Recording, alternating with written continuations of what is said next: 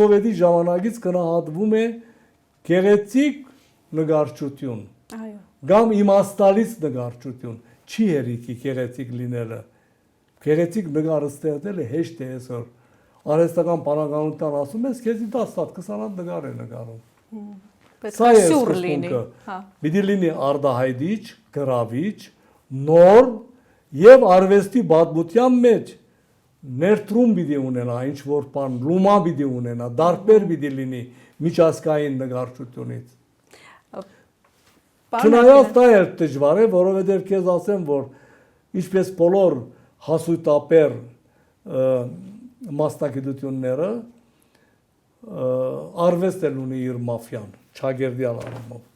Օրինակ հիմա իջնում եք շրջում մեր վերնիսաժով, նայում ինչ են նկարում մեր նկարիչները։ Հետաքրքիր է։ Բադահում եմ, շրջում եմ, նայում եմ։ Տեսնում եք ինչ որ բաներ ձեզ։ Մենք Հայաստանում ունենք այդպիսի նկարիչներ, որ ես եմ փնտրում։ Մենք ունենք որակ եւ քանակ եւ դրա համապատասխան արվեստաբանություն եւ շուկա չունենք։ Իմ մոդիկ ընկերներից